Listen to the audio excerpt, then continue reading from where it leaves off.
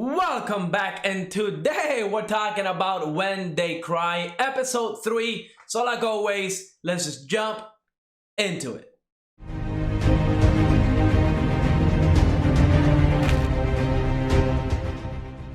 This episode definitely kicked off the whole mystery and how crazy Rina is. But let's talk about some of the big moments that happened in this episode. Let's kind of summarize about the big stuff that happened. But, this episode we met Oeshi. He's a police officer, and he wanted to talk about what happened the night of the festival, right? We see even when Rina and Keiichi were in the pond and they were doing the little cotton stuff.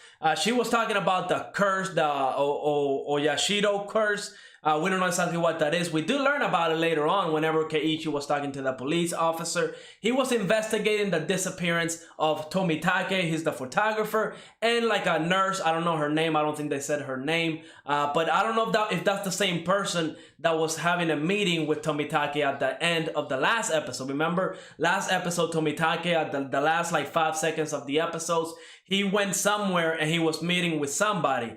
So we don't know if that person is responsible for the disappearance of both of these characters. But yeah, essentially every year for the past 4 years, there's this thing where around the festival time, whenever the festival happens, there's a disappearance and there's a murder. Those two events happen the day of the festival. And a lot of the townspeople believe this to be because of the Oyashiro curse. Heck, we even see Rina kind of talk about it. So the town is definitely like a cult almost. They're all believing in this curse. When somebody gets murdered, obviously they're dying, but then they refer to the people that go missing as demoned away. Like they just get kidnapped, they just disappear. And I'm guessing that they're not ever found. So something is definitely being done with these bodies and stuff like that. Heck, even the whole thing that started the whole incident 4 years ago, whenever those construction workers killed the contractor. That dude died, but his arm and one of the people that was responsible for the death,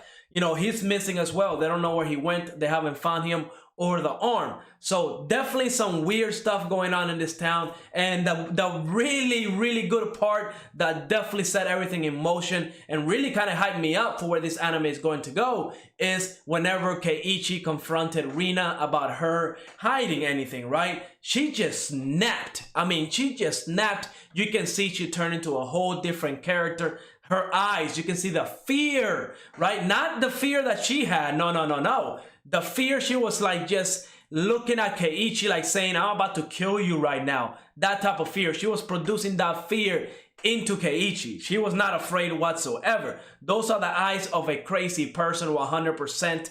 And I don't know if she's being taken over, like if her body is being taken over by like the curse, a spirit, whatever it may be. But it's just crazy how she's able to snap just like that, right? Because we see she's smiling, she's making those funny emotions, a completely different character. But once Keiichi kind of pushes for the truth, she just snaps and she goes in this rant about how Keiichi is lying about the stuff that he's doing, about talking to that police officer and stuff like that. So yeah, that was a very, very scary moment. And to even make it scarier, later that night, when Keiichi was talking to the police officer over the phone, we see that Rena kind of went to his house and his dad let her in and told her where Keiichi's room was. So she definitely overheard Keiichi talking to the police officer.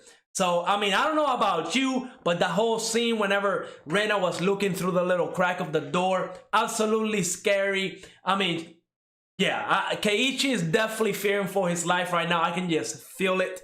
So yeah, this episode was absolutely great, right? Now we know that every year there's a disappearance and there is a murder. They haven't found the body yet, or maybe somebody has not died, but I'm pretty sure we're probably going to get the answers to all of that next episode. I'm really looking forward to it. I know there's going to be a certain point in this anime where everything is going to go absolutely crazy, where the bodies are going to start piling up, where the torture scenes are about to start piling up, where the gore is going to get crazy. And I'm really looking forward to that, right? Because ever since episode 1, right, it started off with a huge brutal scene, but ever since then we haven't gotten anything crazy. We just get those little snap moments, those little switch of the characters like Rina and Mion, right? Because they both do it. Now Mion, I believe she's only done it once, so it's not that big of a deal, but she did do it. So I'm wondering if this is something that all the people from that town kind of, you know, it's the curse, or it's something that they believe in, or whatever the case may be. But I just don't believe for a second that them, you know, snapping into like a whole completely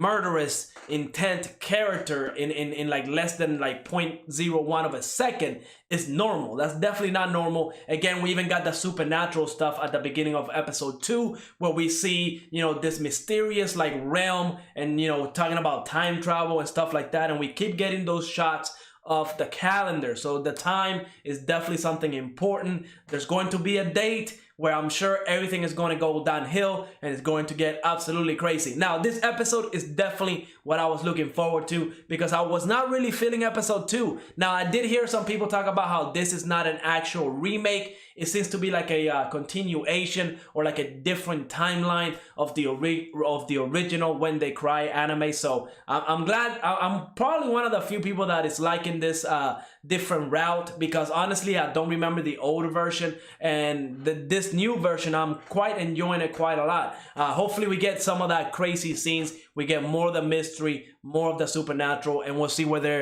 this anime goes. Overall, love the episode, cannot wait for the next one. But like always, let me know what you thought of this episode. Go ahead, leave a like, subscribe, and I will see you on the next episode.